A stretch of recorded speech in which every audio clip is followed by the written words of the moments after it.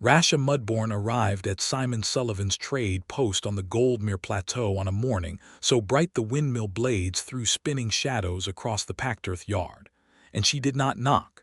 She walked through the open door, set a rolled parchment on the counter with a sound like a thrown blade, and said, "I have terms." Simon had been measuring salt into quarter-pound twists of waxed cloth, and he looked up at her the way a man looks up when something large and luminous steps into a small room and changes every proportion in it. She was tall, easily a hand's breadth above 6 feet, broad at the shoulder and narrow at the waist, wearing travel leathers the color of dark amber. A fitted bodice laced tight from her sternum to the hollow of her ribs, the panels shaped close to her figure, over a pair of snug breeches tucked into knee-height boots with iron buckles. A short cloak, salt-dusted, hung from one shoulder and was pinned there with a bronze clasp shaped like a crescent. Her skin was the deep olive green of old river jade, her lower canines just prominent enough to show when she pressed her lips together, which she was doing now while she waited for him to speak. Her black hair was pulled back and bound with a leather cord, and her eyes, watching him across the counter, were the particular amber gold of late afternoon light on moving water. Simon Sullivan was 27 years old, a salt and spice trader who had worked the mountain passes between the Keth Ranges and the Goldmere Plateau since he was 19. He was not a large man. He was lean and sunbrowned, with hands that were perpetually lightly calloused from rope and crate, and a face that people generally described as honest before they described it as anything else. He was not the kind of man women usually arrived for. He knew that about himself the way you know which direction is north, not bitterly, just accurately. He looked at the parchment. He looked at her. He said, "Terms for what?" "For the contract," she said, as though this were obvious. The Greenfield Merchants Consortium sent a notice to the Mudborn clan that a salt trader working the plateau needed a guide through Shale Pass for the autumn haul. My clan elder accepted on my behalf and signed a marriage contract to seal the partnership. She paused, and something moved in her amber eyes that was not entirely steady. "I am aware that is not how human alliances work. I was not consulted. I am here to negotiate terms that make this arrangement survivable for both parties rather than to simply arrive and stand in a kitchen while someone decides my value." Simon unrolled the parchment slowly. It was real. The consortium seal was at the bottom in red wax, and beside it was the pressed thumb mark of someone in the Mudborn clan. His own name was there in neat merchant script, and a blank line where presumably his agreement was supposed to go. He read it twice. When he looked up again, she was still watching him with that expression of controlled wariness, and he got the strong impression she was braced for him to either shout at her, weep, or make some kind of legal objection at volume. People had probably done all three already on her journey here. "All right," he said. "Tell me the terms." Something flickered in her face, not quite surprise, more like the moment before you decide whether to trust a rope with your weight. "You want to hear them." "You said you have them. I have time." He moved the salt twists aside, set his elbows on the counter, and waited. Rasha Mudborn pulled a second, smaller piece of folded paper from the inside of her bodice and opened it on the counter beside the consortium's contract. She had written her terms in her own hand, in a script that was small and precise and slightly angular, the way Orcish script always looked when someone had learned human lettering as a second language. "1," she said. "I guide. I lead on the road. My route decisions are final in Shale Pass and above the snowline. You may question them, but you may not override them without a 3-count explanation." "Agreed," Simon said. She blinked. 2. "I carry my own gear and I earn a route fee, not charity, a fee set at the same rate you would pay a human guide for the same passage." "Agreed." She looked at him for a moment. 3. "If this arrangement becomes a genuine marriage for the purposes of legal protection on the road and at border posts, it is a partnership. I will not cook and clean while you trade. I will trade beside you. What I earn is my own until we agree to pool it." "Agreed." A longer pause. 4. She folded her hands on the parchment with a kind of careful deliberateness. You will not touch me without invitation. I don't care what the contract says. My body is not part of any sealed negotiation." "Agreed," Simon said, and he held her eyes when he said it because that one he wanted her to believe. Rasha Mudborn looked at him across the counter of his small, salt-smelling trade post on the Goldmere Plateau, with the windmill shadows spinning slow across the floor between them, and she was quiet for a long moment. Then she said, "I had 6 more. Go ahead. You agreed to all 4 without bargaining them down. They were reasonable. Human men do not usually find my terms reasonable." "I'm not most human men," Simon said, "not with arrogance, just plainly the way you state a direction." Rasha looked at him. She looked at the open door behind her, and the plateau spread golden and enormous outside, the grain rolling in long waves toward the horizon and the 3 great windmills turning against the pale morning sky. Then she looked back at him with an expression that was starting to be, cautiously and against all her apparent preparation, something like curiosity. "5," she said, and unfolded the paper all the way. He agreed to all 10. By the end of the list, she had stopped reading them with the flat calm of someone expecting rejection, and started reading them the way you read something aloud to a person who is actually listening. Her voice changed, just slightly, got less armored. He noticed, and did not say anything about it, because she had not planned for him to agree to all of them, and he thought that rearranging your interior map of a situation deserved some quiet in which to do it. When she rolled the smaller paper and put it in her cloak pocket and said, "We should formalize this by nightfall if we want to make the Keth Range foothills before the autumn rains lock the high passes," he said yes, and meant it. And she turned and walked back out into the spinning shadows of the windmills, and he watched her go with the distinct sensation of a man who has just put his signature to something much larger than a trade contract. They formalized the marriage at the Goldmere Plateau's record hall that afternoon. The registrar was a thin man named Beale who had been recording land claims, trade licenses, and occasional unusual alliances for 30 years, and who had the excellent quality of not visibly reacting to anything. He read the contract, noted that Rasha Mudborn was listed as guide partner and co-signatory, had them both press thumbs to the ledger beside their names, and wished them well in a voice suggesting he wished everyone who came through well and had stopped expecting any of them to actually be. Outside, in the dusty square in front of the record hall, a woman Simon recognized as Petra Holt from the grain merchant's table nearby was watching them with her arms folded. Petra had 3 sons, 2 of them unmarried, and opinions about most things, and she said, loudly enough to be clearly intentional, "Humans marrying greenskins now. What's next?" Rasha did not look at her. She looked at Simon. Simon looked at Petra Holt and said pleasantly, "Afternoon, Petra." He didn't add anything else, just nodded and walked on, and Rasha fell into step beside him and said nothing until they were around the corner and into the market lane. Then she said, "You could have said more." "I could have," he agreed. "Would it have helped?" A pause. "No. She'll say it again tomorrow and the day after. People like Petra run on repetition. Responding feeds it." He glanced sideways at her. "I figure the best answer to someone who doubts you is to be somewhere else doing something real." Rasha considered this. "That is not how Orc women usually handle disrespect." "I know. I've been to the Mudborn clan market at Red Post twice. Your people have a more direct method. It is more satisfying." "Immediately," he agreed. "Long-term, less so." She made a sound that was not quite a laugh but was adjacent to one, and they walked through the grain market with the stalls on either side, and the smell of harvest and dust and Simon's own particular road smell of salt and mountain pine. And it was the first time, he would think later, that the 2 of them moved through a place like they were going to the same destination. They left Goldmere before dawn the next morning. Simon's wagon held 400 pounds of pressed salt bricks, 30 jars of mountain pepper sealed in rendered lard, and 2 rolls of cinnamon bark from the southern range that he had been holding for the right market price. His horse was a broad gray named Fleet, who was neither fast nor particularly fleet, but was steady on mountain roads, which was the quality that actually mattered.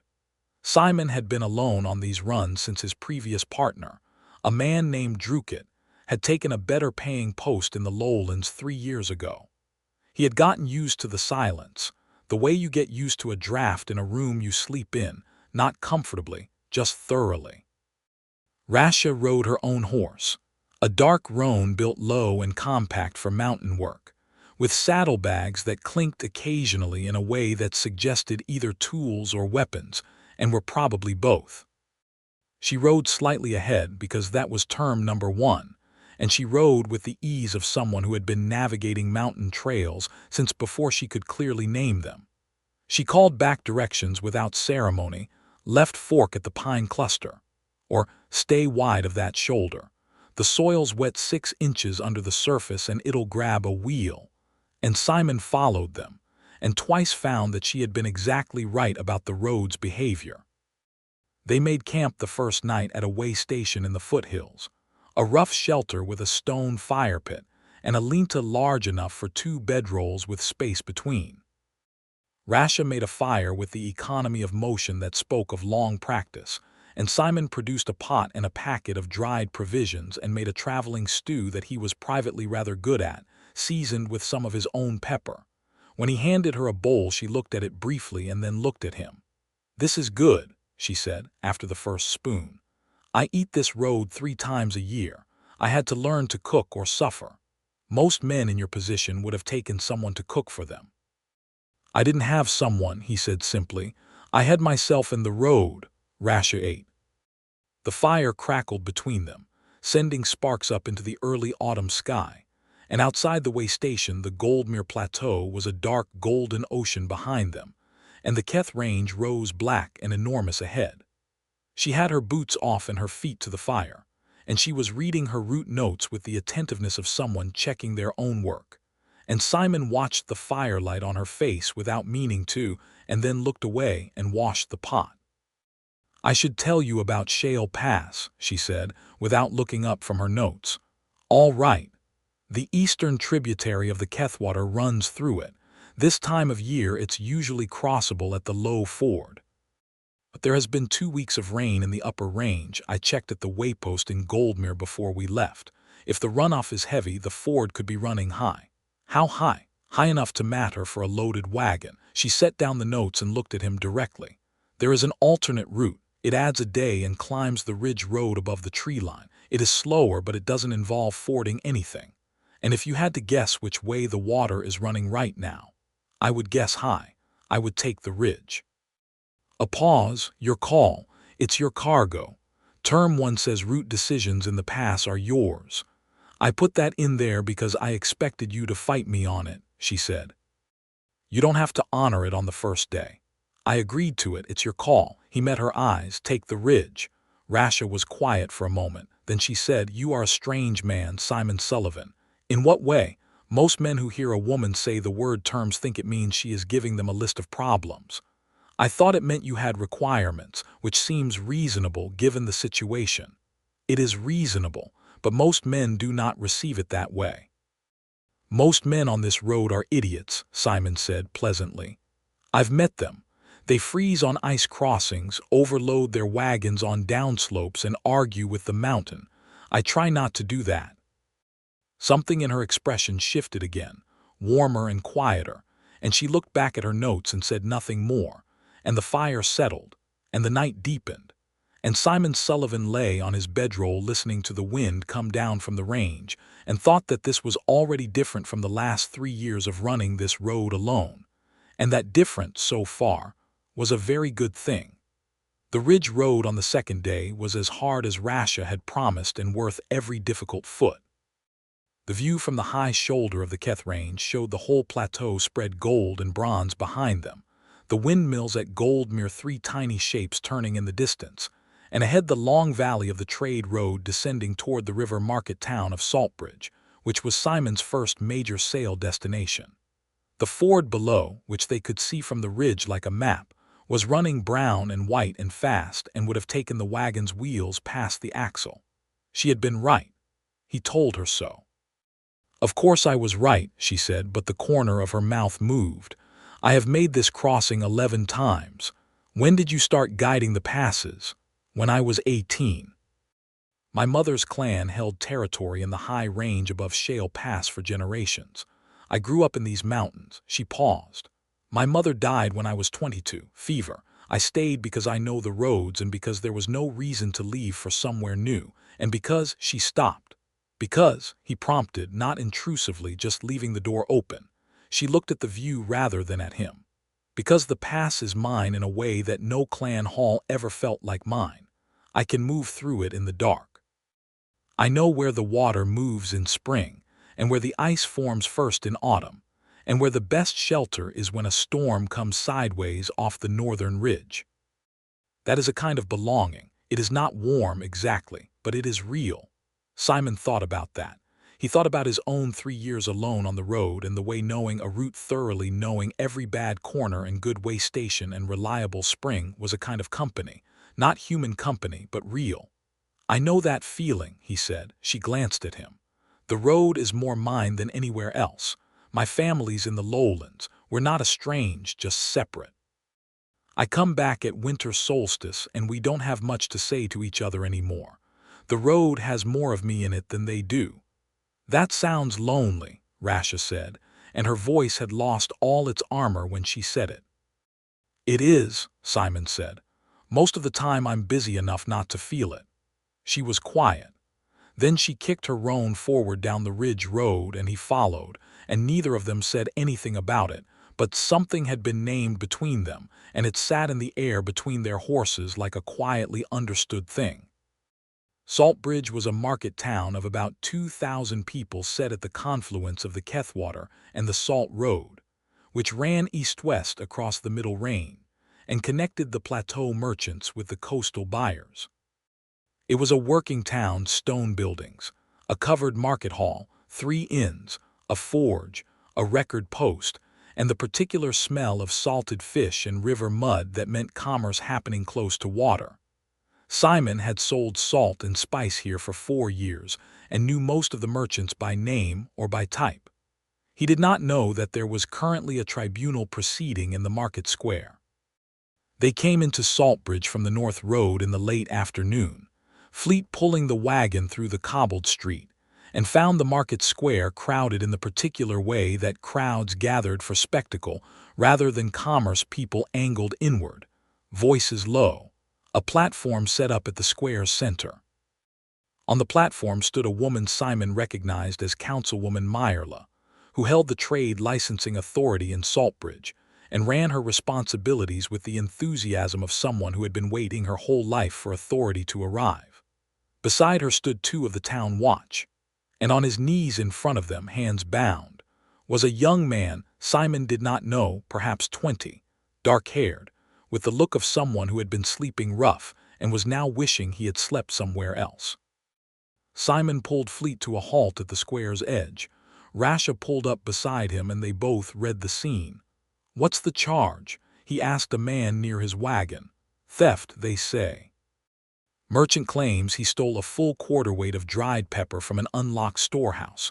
The man shrugged. Councilwoman Meyerla's already called it. Says the punishment is the brand and a winter's labor. The brand. Simon knew what that meant in Saltbridge, the merchant's mark burned onto the back of the left hand, which made you unemployable at any legitimate trade post in the region for the rest of your life. For a quarter-weight of dried pepper.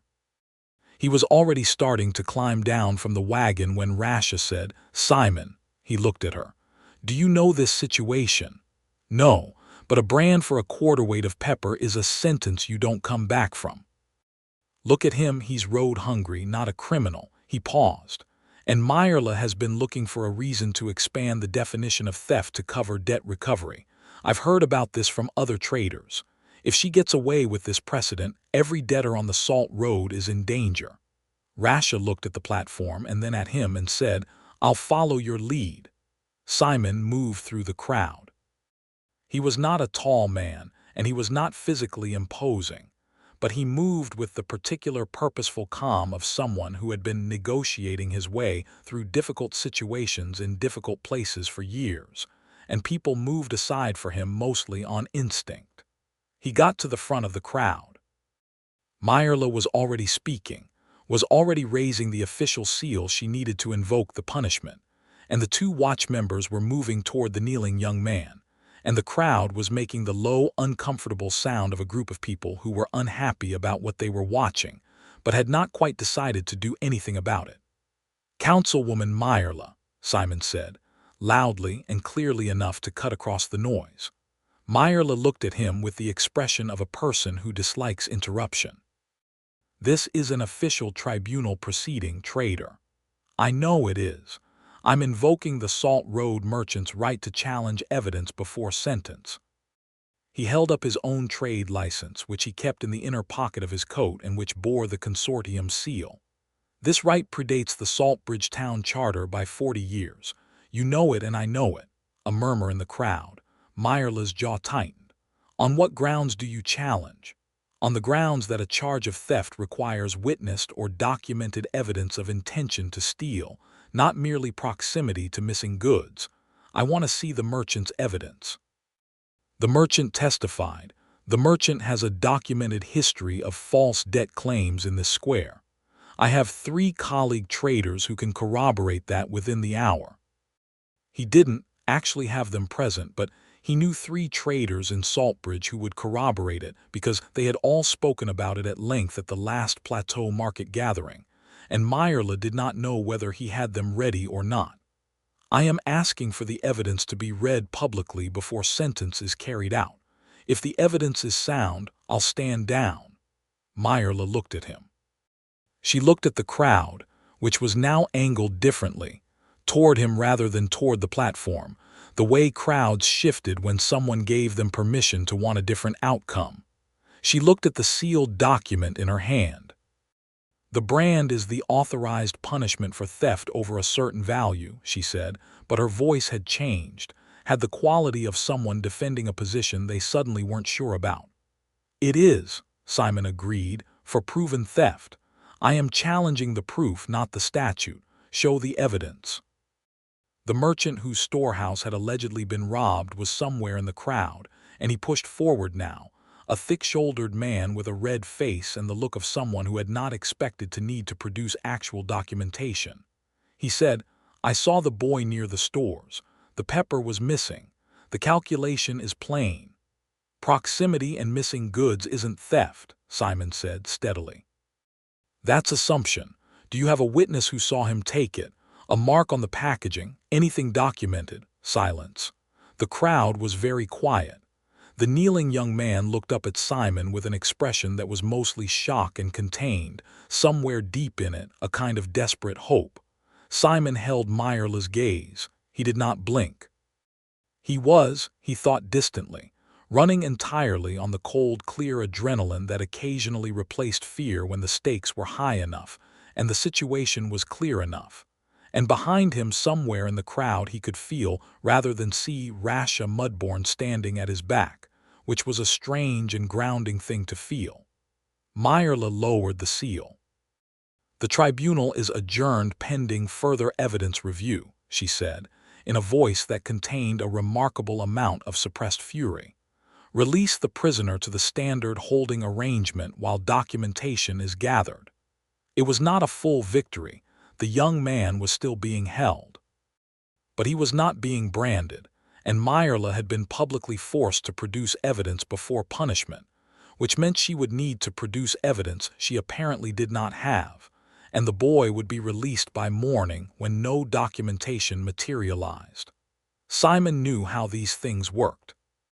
A precedent had been re-established in the market square of Saltbridge, in front of 200 witnesses, and Meyerla would not easily try this particular maneuver again. He turned and walked back through the crowd to where Rasha was standing at the edge of the square. She was looking at him with an expression he had not seen on her face before. It was still careful, still controlled, but it was something he could only describe as illuminated, as though a lamp had been lit behind those amber eyes. "You stop that," she said quietly. Delayed it enough to kill it, he'll be out by morning. You stood up in front of all those people for a stranger. Someone had to." He said it without drama, just factually. Rasha was quiet for a moment and then she said, "You were not afraid." "I was terrified," Simon said. "I just know how to sound like I'm not." And then, without any particular plan, she closed the 2 steps between them, took his face in both her hands. Her palms were warm and slightly rough, exactly as he would have imagined them, and kissed him. It was not a tentative kiss. It was the kiss of a woman who had made a decision and acted on it, which was, he was rapidly understanding, entirely characteristic of Rasha Mudborn. Her mouth was warm and certain on his, and he felt the faint press of her lower canines just at the edge of his lower lip, not painful, just present, like a reminder that she was real and here and was choosing this, and his hands went to her waist without his consulting them about it. She pulled back. Her hands were still on his face. She looked at him from 2 inches away with those amber eyes and she said, "I did not plan that." "I know," he said, and smiled at her, and she looked at his mouth when he smiled, and her expression did something that could only be called undone briefly, and then she stepped back and said, in a voice that was working very hard to be businesslike, "We should find the trading hall before it closes." "Yes," he agreed, "and I need to check Fleet's nearside shoe. I noticed a looseness on the Ridge Road." "I noticed that too," he said. "Thank you." She turned and walked toward where the horses were tied, and the crowd around them had mostly dispersed, and the late afternoon sun hit the golden curve of her neck above the amber bodice and the salt dust on her short cloak, and Simon Sullivan stood in the market square of Saltbridge and felt, for the first time in 3 years, like the world had more in it than the road and the silence. He sold 40 pounds of salt that evening to 2 different buyers at a good price, and Rasha negotiated the second buyer herself, at a rate 4 copper marks higher than Simon had been prepared to accept. She did it with the flat, confident calm of someone who found the merchant's opening offer faintly insulting and was prepared to wait him out, and the merchant gave in because she watched him with those amber eyes until he did. "Where did you learn to negotiate?" Simon asked afterward. "From my mother. She traded winter hides every year with the Saltbridge furrier, and she never once accepted a first offer. She said a first offer was a man telling you what he hoped you were worth. A second offer was him telling you what he thought you were worth. A third offer was the truth. That's excellent advice. She was an excellent woman." A pause, quiet and real. "I miss her still." Simon thought about loss and about roads and about how some people carry their grief like a companion they've made peace with. "I'm sorry," he said. "For what it's worth, she sounds like she's in you. The way you went into that negotiation."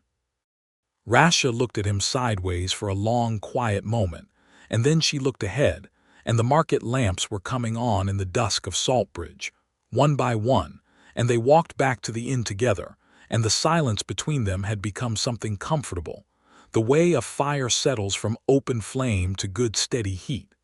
3 days out of Saltbridge, the storm hit. It came from the northern ridge, which was where the worst storms came from in the Keth Range, and it came fast.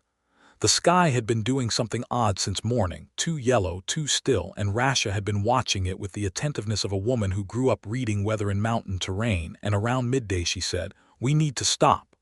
"How bad?" "Bad. This is not a rain storm. This is a ridge storm. Wind comes first, then rain, then wind again, worse than the first. The second wind is the one that takes trees down." She was already scanning the road. "There is a way station another hour east, stone walls, good roof. We can make it if we go now." They went now.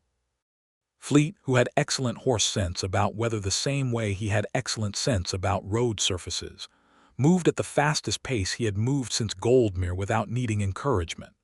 The sky went from yellow to green, and the air pressure dropped in a way you could feel in your ears, and the wind arrived, first as a sound and then as a force, bending the sparse ridgeline trees sideways and sending dust and small debris along the road in streaming horizontal lines.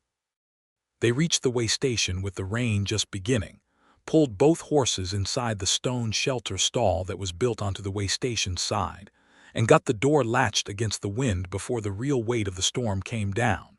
Inside, it was dim and smelled of old wood and stone. Simon struck a lantern. The wind found every gap in the old walls and made a sound like breathing, like the mountain itself was leaning in.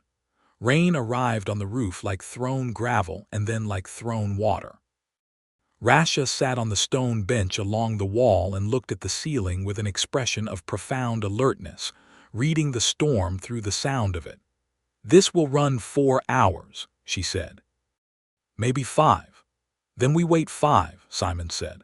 He found dry fuel in the way station's log box and made a fire in the stone pit, and the warmth filled the small room quickly. Rasha pulled her saddlebags inside and unpacked with the ordered efficiency he had already come to recognize gear in its place. Notes checked.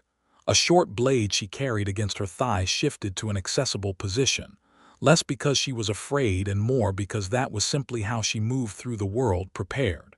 He made tea. The way station had a small cache of provisions, the standard kind maintained by the Traders Guild: hard bread, dried meat, a tin of tea, a candle block. He made tea and brought her a cup and sat on the bench across the fire from her. "You're worried," he said. "The storm is fine," she said. "We are fine." She wrapped both hands around the cup. "The cargo, salt bricks don't mind wet, pepper is sealed, cinnamon bark is double wrapped, we're all right." She exhaled through her nose. "Good." A pause. "I am not worried about the cargo." "Then what?" She looked at the fire and then at him with that direct amber gaze. "I keep thinking about what happens at the end of this road." "Barrowfield," he said, naming the destination market town at the end of the Salt Road crossing. "We sell the cargo, you collect your guide fee and," she repeated. The wind was enormous on the roof. The fire was warm and small in the middle of it. "Rasha," Simon said carefully, "when you wrote those 10 terms, was the plan that we dissolve the arrangement at the end of the hall?" "The plan," she said, with the careful exactness of a woman who had thought about this at length, "was to make the arrangement survivable and equitable for the duration. I did not plan for the duration to feel like something I wanted more of." He looked at her across the fire.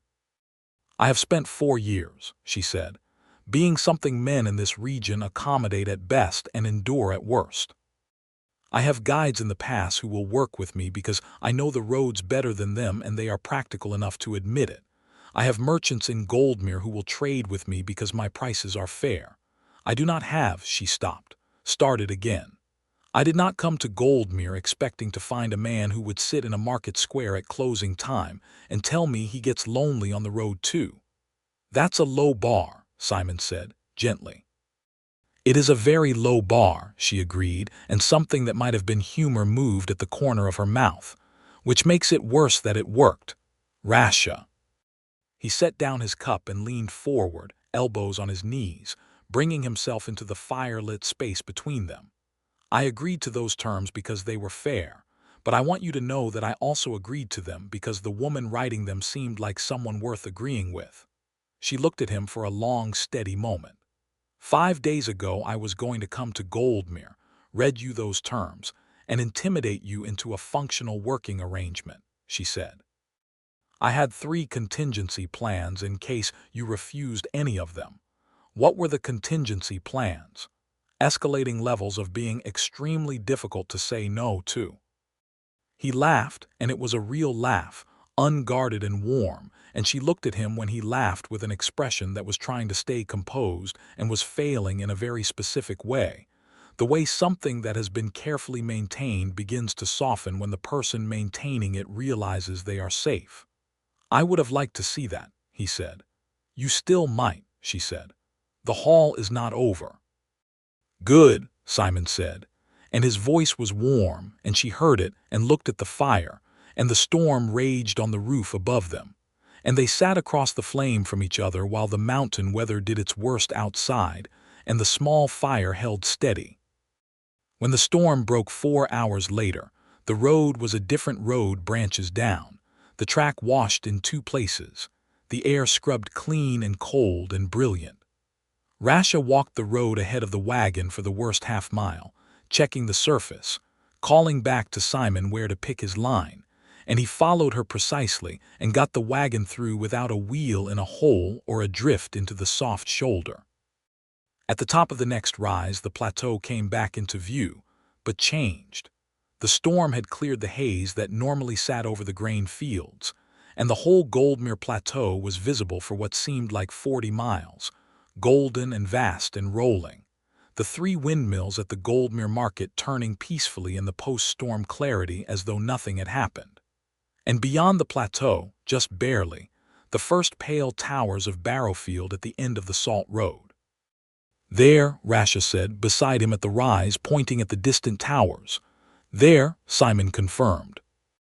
She looked at the view with the face she made when she was thinking something she hadn't decided to say yet, and he waited. "My clan elder," she said after a moment, "signed that contract believing I would comply with a marriage arrangement the way an orc woman of the old custom complies, arrive, adapt, accept. He did not ask me because he knew if he asked me I would say no. Would you have? At the time, yes.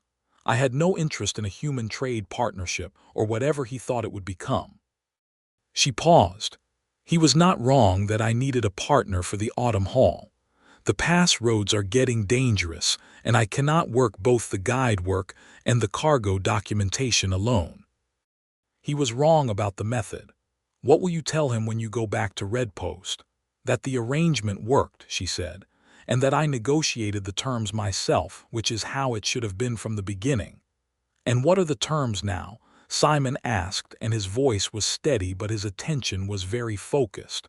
Rasha turned to look at him.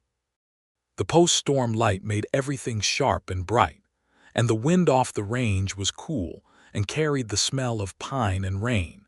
And she was looking at him with those amber eyes and no armor at all behind them. Just the direct, unflinching honesty of a woman who had spent years in terrain that punished unclear thinking. "The terms now," she said slowly, "are that I want more than one haul." "Done," Simon said. "I want the Ridge Road in spring too." "Done. And the plateau route in summer, which is boring but pays well because everyone else avoids the heat." "Done. I want to trade beside you, not for you. That was always the agreement.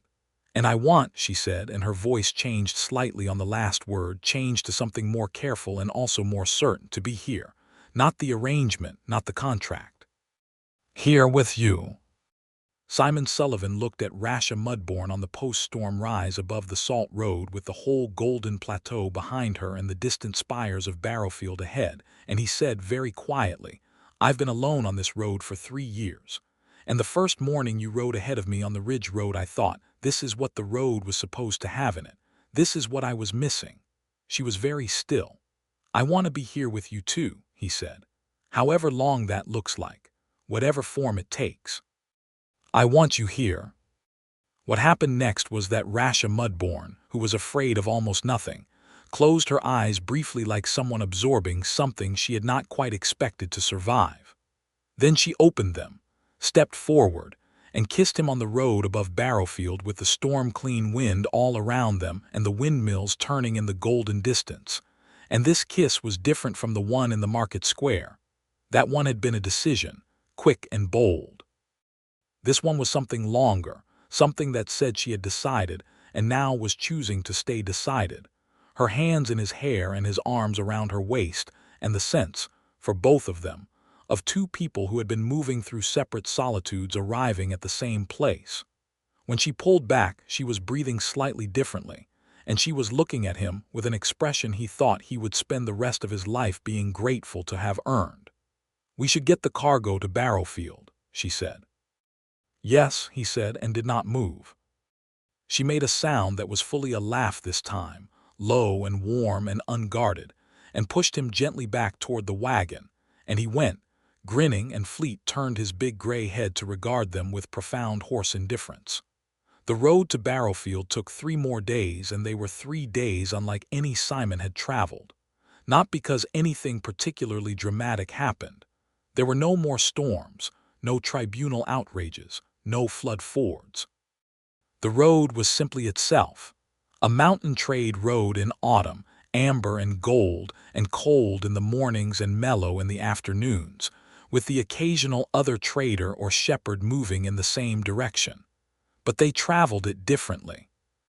They rode together now, side by side when the road allowed, and they talked, really talked, the way two people talk when they have decided that knowing each other is worthwhile, and there is a limited amount of time in which to make substantial progress. He learned that she was 25, which surprised him slightly because she carried herself like someone older. That she had been reading since she was 6, taught by a human merchant's wife in Saltbridge who had no daughters, and took it upon herself to remedy what she saw as a waste of considerable intelligence. That she found mathematics more interesting than most people found interesting things. That she had an irrational fondness for a specific kind of hard mountain plum that was only sold in one market in Barrowfield, and she bought a small package every time she came through. That she had never been inside a lowland city and was mildly curious about them in the way she was mildly curious about most things she had not yet catalogued. She learned that he had grown up on a small farm in the River Valley lowlands, one of 4 children, and had come to the mountain roads because the farm was going to belong to his older brother, and he had needed to find his own thing.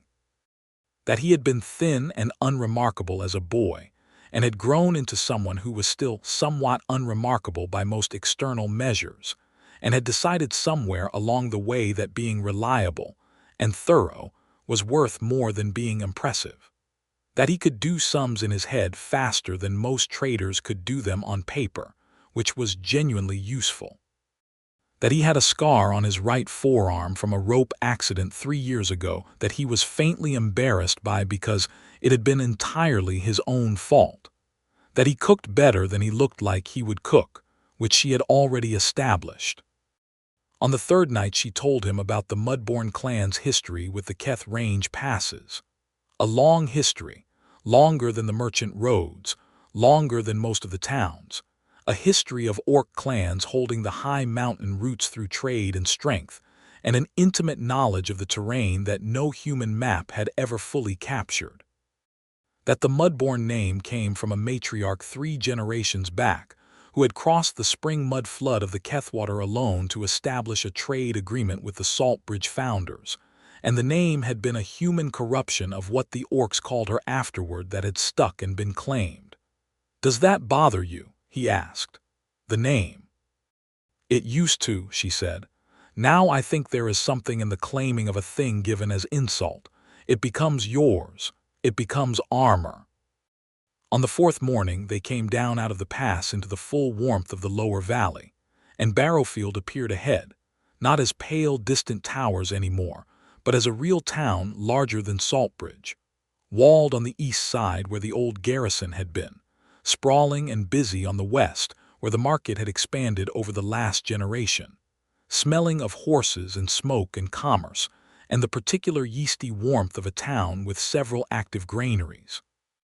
And through Barrowfield, visible from the town road, the Keth River ran wide and low and fast in its post-storm fullness, and behind it the valley opened out into the great river grain fields that surrounded the market town, enormous flat rich country after the mountain roads, all pale gold and brown and green, with black birds moving in slow spirals above the harvest. They came through the market gate with Fleet pulling the wagon and Rasha on her roan at Simon's side, and a gate guard they passed who was not from anywhere in the mountain trading community, gave them a look that said he was preparing to have thoughts about an orc woman and a human man arriving together, and Rasha met his look with her amber eyes and the flat, unimpressed gaze she deployed against insufficient opening offers, and the guard decided to have his thoughts somewhere else. Simon sold the remaining salt at the Barrowfield Traders' Hall that afternoon. The pepper went to a specialty spice merchant who was extremely pleased and tried to keep his pleasure off his face and failed. The cinnamon bark went to a baker who paid well and threw in a small package of Barrowfield's particular honeycomb as goodwill, and Simon put it in his saddlebag and thought about what Rasha had said about the mountain plums. He found the plum vendor in the West Market, a small stall run by an old woman with hands the color of walnut bark, and bought the largest package they had. He gave it to Rasha outside the trading hall. She looked at the package and then at him, and her expression was the expression of someone who had not been anticipated in a small way and found it unexpectedly significant. "How did you know about this?" she said. "You mentioned it on the road." "I mentioned it once in passing." "You mentioned it like it mattered," he said, "so I thought it did." She looked at him for a long moment. Then she opened the package and ate one of the plums slowly, and she looked at him while she ate it with those amber eyes, and it was somehow one of the most intimate things that had happened between them, which, given the kiss on the rise above the salt road, was saying something. "Sit down," she said. "What?" "Sit down," she said again, and pointed at the stone bench beside the trading hall entrance. He sat. She sat beside him, and she put the plums between them, and she said, without preamble, "I want to talk about the arrangement." "All right," he said. "The contract the consortium made with my clan elder is a legal document. It names us as partners in trade and uses the word marriage for the purposes of road licensing, which gives me access to restricted passes and gives you a guide who knows them." She paused. "But you and I both know that document is only worth what we make of it." "That's true of most documents," he said. "What I am asking," she said, with the careful precision of someone who has thought this through very thoroughly, "is whether you want to make something of it, the real thing, not just the road partnership." She held his gaze. "Because I am not a woman who does things halfway, and I cannot pretend that what is happening between us is just professional convenience. I have tried to catalog it as professional convenience for 5 days, and I was failing before we reached Saltbridge." Simon looked at her, at this extraordinary woman sitting beside him on a stone bench in the Barrowfield market with a package of mountain plums between them, who had arrived in his trade post 10 days ago with a rolled contract in 10 terms, and had not planned for him to agree to any of them, and had not planned for any of this, and who was now asking him, with complete directness and no ornament, if he wanted the real thing. "I've been alone for a long time," he said. "Not by choice, by accumulation. Things not working out, years going by, the road getting to be more home than anywhere else. I'm not a man who has a lot to offer. I have a trade post on a plateau and a gray horse and a road I know and apparently an acceptable traveling stew." "Your traveling stew is better than acceptable," she said. "The point," he said, smiling, "is that I don't have much, but whatever I have is yours. And I want the real thing with you more than I have wanted anything in a very long time." Rasha Mudborn ate another plum. She chewed it. She looked at the market square in front of them, busy with the late afternoon commerce of Barrowfield, traders and farmhands and merchants moving through the slant gold light. Then she reached out and took his hand. Her grip was firm and warm and sure of itself, the way everything she did was, and she held his hand on the bench between them with the mountain plums on the other side, and she said, "Then the terms are, we go back over the ridge together. We work the plateau and the passes together. You let me negotiate the second offer, I let you make the traveling stew." "And," he said, "and I keep choosing this," she said, "every road, every haul, I choose you." Simon turned his hand over in hers and held it back and said, "And I choose you, every road." She leaned her head against his shoulder briefly, and the contact was quiet and certain and warm, and he sat with the particular fullness of a man who has spent years running a road alone, and has arrived somewhere he did not expect to arrive and found it was exactly where he should be. They stayed in Barrowfield that night at the Salt Road Inn, which was a good inn, the kind with real beds and a fire in every room and a kitchen that produced decent food at reasonable prices. They had dinner in the common room, actual hot food, roasted river bird and root vegetables and bread that was fresh, and they sat across from each other at a small table by the window that looked out over the market square. A man at the bar, several drinks into his evening, said something to his companion that included the words "greenskin" and "what is she doing here," and was clearly audible because the man was not trying to be quiet. Simon looked up. He found the man's gaze. He held it with the same calm, steady look he had held Councilwoman Meyerla's look in the square of Saltbridge, and he did not look away and did not break, And after a moment the man found something else to look at. Rasha, who had heard, said quietly, "You do not have to fight everyone." "I didn't fight that one," Simon said. "I just made it clear it was noticed. There will be more." "Yes. It does not trouble you.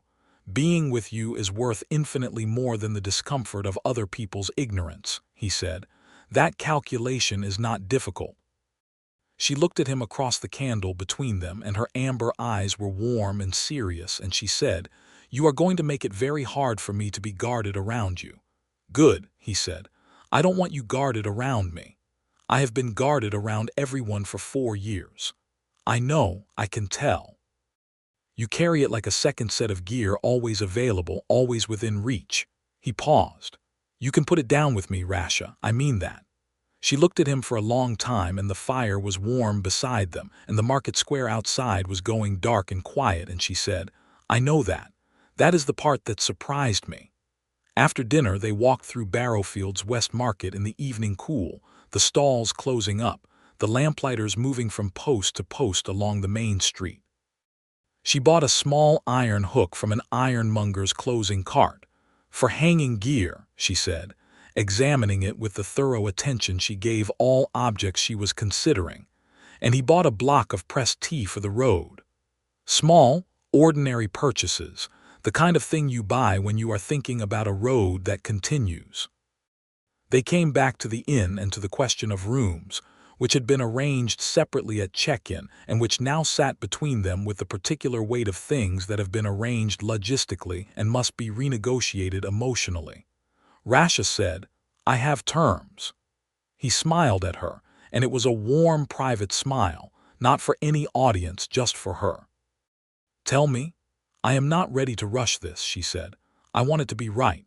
I want to know you the way you know a road, every corner, every good stopping place, every place where the ice forms first." She paused. "I want to sleep beside you tonight because I want to wake up next to you, not because I feel a contract obliges it. Is that clear?" "Very clear," he said.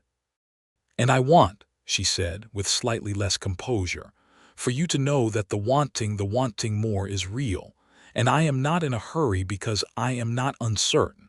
I am in no hurry because I want to do it right." He reached out and touched her face, just the side of it, his thumb at her cheekbone, and she leaned into it very slightly, like a woman who has been not touched for a long time and had forgotten what it felt like to be touched gently. "All right," he said. "We do it right." They slept in the same room with the fire burning low, and she was asleep before him, lying on her side facing the window with the Barrowfield Market sounds fading outside. And he lay beside her listening to her breathe and the fire settle and the town go quiet, and felt the particular stillness of a man who has been looking for something, without knowing exactly what it was, and has found it. And it is so close he can hear it breathe. They started back 2 days later, carrying lighter loads, the sold cargo replaced with return commissions that some of the Barrowfield merchants wanted delivered to the Plateau market, which was common practice, and added good weight to the income of the crossing. Simon had been offered a standing quarterly run by the Barrowfield Spice Merchants Guild, the first time anyone had offered him a standing contract in 4 years, and Rasha had been offered a guiding commission by a textile merchant who had been trying to find a reliable pass guide for 2 seasons. They accepted both on the road back, riding the ridge in the clear post-storm autumn that made the Keth Range look like it had been painted specifically to be beautiful deep amber and red on the lower slopes, the bare gray rock above, and the snow line, still distant but present, reminding them that winter was a season that kept its appointments. On the third night back at the same way station where they had waited out the storm, Rasha built the fire with more care than strictly necessary, and Simon made the traveling stew with the same care, and they ate across the fire from each other as they had before, but the fire between them was a different kind of warm than it had been, because now they knew what it contained. After the stew was finished, she said, "I want to tell you something about Orc custom." "Tell me." "In the old custom of my clan, a partnership is confirmed not just by contract but by a mark." She reached up and touched the left side of her neck, just below the jaw. A claiming bite. It is given in a moment of shared victory or choice, not in ceremony, not formally, but in the heat of something real. It says, "I am yours, you are mine, this is chosen." He looked at her and his attention was very complete. "It is not required," she said. "It is not part of the 10 terms. But when we were standing on the rise above the salt road and you said you wanted me here," her voice was steady but her hands were slightly not, resting on her knees across the fire. "I wanted to give it then. I held back because I did not want to move faster than you were ready for." Simon thought about this. He thought about the 10 terms and the parchment on his counter and the woman who had walked into his trade post 10 days ago braced for rejection, and had not been rejected and had not planned for that and had consequently ended up here, in a mountain way station on the Ridge Road, telling him something that cost her something to say. "When you say a claiming bite," he said carefully. "It is what it sounds like," she said. "My mark on you, mine to show I have claimed you. And yours on me if you want to show the claiming is mutual." She held his gaze. "It is not an obligation, it is an offer." He crossed the fire space between them, moved to her side of the stone bench and sat beside her, and she turned toward him. "It's an offer I want to accept," he said. She looked at him with those amber eyes in the firelight, and her expression was wholly unguarded in a way that he had been watching unfold across the whole length of the road, like a map being unrolled, territory being revealed. She reached out and touched his collar, opened it slightly at the neck, and he tilted his head to the side without being asked, which made something in her expression go fierce and tender in the same moment. "This is real," she said quietly. "When you go back to Goldmere, this is what you carry." "My mark." "Good," he said. "I want to carry it." She leaned in and her breath was warm on his neck, and the claiming bite was exactly what she had said, a mark, genuine and present, the brief sharp press of her canines against the curve of his neck below the jaw, just at the point where his pulse moved. Not violent, deliberate, hers. His hand found her shoulder and held it, and she felt him hold it, and the sound she made was very small and very real, and she stayed there a moment longer than strictly necessary for the mark, her mouth warm against his skin, before she straightened. The mark was hers. He could feel it, a small bright point of heat in the cold way station air. She looked at him, and he looked at her, and then without any plan about it she was in his arms and his arms were around her, and she was warm and real and enormous in the way some people are enormous, not physically, though she was certainly that, but in the way their presence fills the available space and makes the space into a place. "Your turn," he said quietly, which made her pull back and look at him. "You want to give the mark back," she said, and it was not quite a question. "I want it to be mutual," he said. "If that's what it means to you, I want that." She was quiet for a moment, and then she said, "You understand what it means. It means publicly. It means permanently. Anyone who knows Orc custom sees that mark and knows what it says. I understand. People will say things. People say things regardless," he said. "I'd rather they say true things." She searched his face for a long moment, and then she turned slightly, offering the left side of her neck, and he leaned in and pressed his mouth there, and the warmth of her skin against his lips was an extraordinary thing, and he bit gently, carefully, nothing like the authority of her canines but genuinely meant, and she made a sound against his temple that was soft and fierce at once, and her hands fisted in the front of his coat and held there.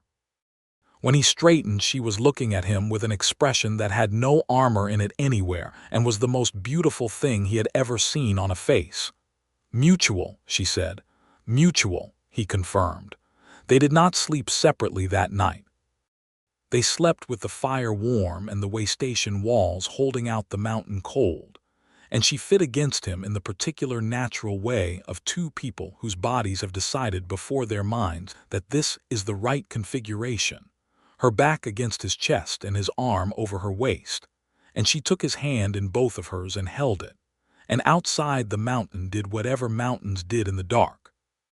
And he lay awake for a while, simply being grateful in a way that was too large for words, and so he kept it inside him like a banked fire.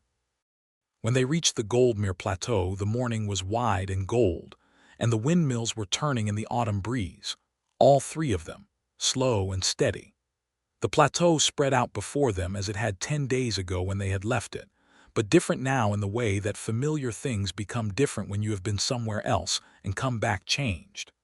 Simon's trade post was as he had left it, locked and orderly, with a note from the consortium's agent under the door about another potential contract.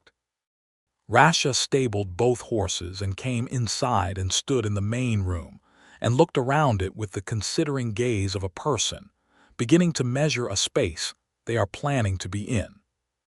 "It's not large," Simon said. "It's sufficient," she said. "The east room could hold route planning maps. The storeroom needs better shelving. Are you planning a renovation?" "I am planning the next hall," she said, and picked up the consortium's note and read it and turned it to show him. "They want a spring run, south route this time through the Red Post Valley." "Red Post," he said. "That's your clan's market." "Yes," she set the note down. "My clan elder will be there. He will see us both." "Are you worried about that?" she considered honestly. "He will have opinions." He expected a compliant marriage arrangement, and instead he is getting a partner-negotiated trade alliance with mutual claiming marks. A pause. He will probably argue that it should have been done with clan ceremony. "Do you want clan ceremony?" Simon asked. Rasha looked at him for a moment. "I want what we already have," she said. "The rest is formality." But she hesitated just barely, the first real hesitation he had seen from her on a logistical question. "It would be important to me for him to see that you are real, that this is not something that happened to me, that I chose it." "Then we go to Red Post in spring," Simon said, "together, and you show him. He can be difficult. I've handled Myrla and a ridge storm. I can handle a clan elder." The corner of her mouth moved decisively. "That is either very brave or very unaware of the situation." "Probably some of both," he said pleasantly, and she looked at him with that illuminated amber gaze and shook her head slowly and made the low, warm sound that was her laugh. It was already evening. The plateau was turning from gold to bronze to the deep red of autumn dusk, and the windmills were still against the fading light, their blades stilled now with the evening calm, standing tall against the orange sky like quiet giants watching over the grain. Simon lit the lamps in the trade post, and Rasha sat at the table and spread her route maps and began noting corrections from the hall. She was the most thorough person he had met, updating her records in the field rather than letting memory degrade detail. And he put a pot on and started to make the traveling stew, and then thought better of it and made something more considered instead, because they were home and not on the road, and there was time to do it properly. She noticed. She looked up from her maps when the smell was different from trail food and said, "You are cooking." "I am cooking," he confirmed. "What is it?" "Grain stew with salt pepper broth and some of the dried mountain herbs from the spice stock. We're home. It should taste like it." She was quiet for a moment, looking at him in the lamplight of the trade post, and then she said, "Home." "Yes. This is your home," she said carefully. "It's ours now," he said, "if you want it to be." She looked around the trade post, the shelves of salt stock and spice jars and waxed cloth twists, the route planning table, the old iron stove, the low ceiling that was sufficient for him and slightly insufficient for her, and she looked at it the way she had looked at him on the rise above the salt road, with that clear, unguarded attention that meant she was making a decision she had already made and was now simply confirming. "The east room," she said. "Yes. I want shelves in it by spring. Good ones. Wide enough for full-scale valley maps." "Done," he said. "And the storeroom shelving." "Done." "And," she said, and stood from the table and came to stand beside him at the stove, which put her just slightly taller than him at this proximity, and she looked down at him with those amber eyes in the lamplight, and her hand came up and touched the mark at the side of his neck with one finger, just briefly, just a recognition. "I want to stop sleeping separately." "That was already the arrangement," he said. "I wanted it stated." "Stated," he confirmed. She kissed him, and it was unhurried and warm and deeply certain, the kiss of two people who are home, and his hands found her waist and her hands were on either side of his face, and the stew simmered behind them, and the lamps held their small, steady light, and outside the windmill stood still against the darkening sky, while the plateau breathed in the deep quiet of an autumn evening. And Simon Sullivan thought that this was the thing, this exact thing, that the road had always been leading toward, and that he had been moving toward it for years without knowing its shape.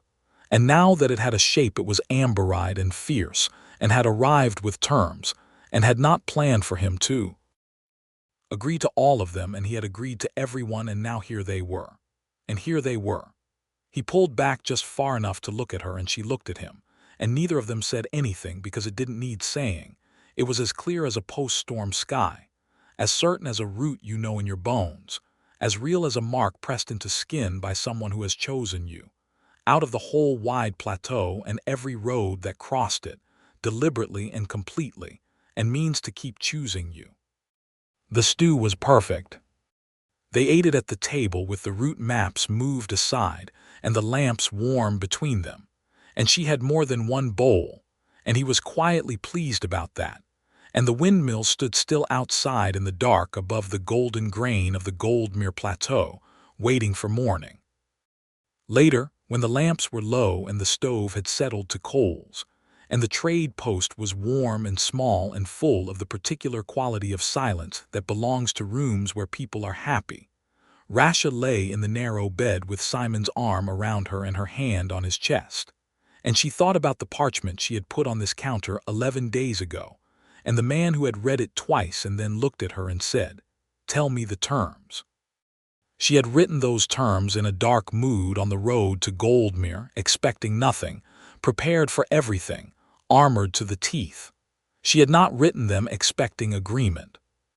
She had written them expecting a fight, which was what she knew how to do, which was the language she had learned the world spoke. And then a quiet man in a salt-smelling trade post had put his elbows on the counter and said he had time, and listened to every term she had, and agreed to them all, and she had not planned for that. She had not planned for any of this. The fire in the way station, the kiss in the market square, which she had started without deliberation, acting on something more real than a plan. The plums, the way he had said "I want you here" and meant it, the mutual marks, the route maps spreading across the table in a room that was going to be hers. She had been carrying a contingency plan for every possible outcome of this arrangement, and none of the contingency plans had covered this one, and that was the best thing that had ever happened to her. Simon was awake beside her, she could tell by his breathing. She said quietly, "You are not sleeping." "I'm thinking," he said. "About what?" "About the spring run, the south route through Red Post." A pause. "About your clan elder." "He is formidable," she said. "So are you," he said. "I'll be all right." She turned her head to look at him in the low lamp dark. "You know," she said, "when I wrote those terms I had a contingency plan for if you refused terms 4 through 7. What was it? I was going to be so competent and indispensable on the road that you would have to renegotiate on my terms anyway out of pure practicality." "That would have worked," he said. "You are extremely competent." "I know," she said without any false modesty, and he laughed quietly against her hair. "Rasha," he said. "Yes. I'm glad you came." She was quiet for a moment. The coal glow from the stove made a low red wash across the ceiling. Outside, just barely audible, the windmills had begun to turn again in the night breeze, a slow, soft sound that was the sound of the Goldmere Plateau moving at rest. "I am glad I came," she said. And then, more quietly, in a voice that had nothing left to guard, "I am glad you were there when I did." He pulled her slightly closer, and she let him, and the windmills turned in the dark, and the grain moved in long waves across the plateau, and the road to Red Post was there in the morning, and the spring run would come when it came, and there would be more halls and more terms and more negotiations and more storms and more market squares and more long ridge road mornings with the whole world spread gold below them, and all of it was going to be different from the years before it. Because all of it was going to be together. The lamps burned down, the plateau was quiet, and Simon Sullivan and Rasha Mudborn, who had arrived speaking terms and found something neither of them had planned for on the other side of them, slept.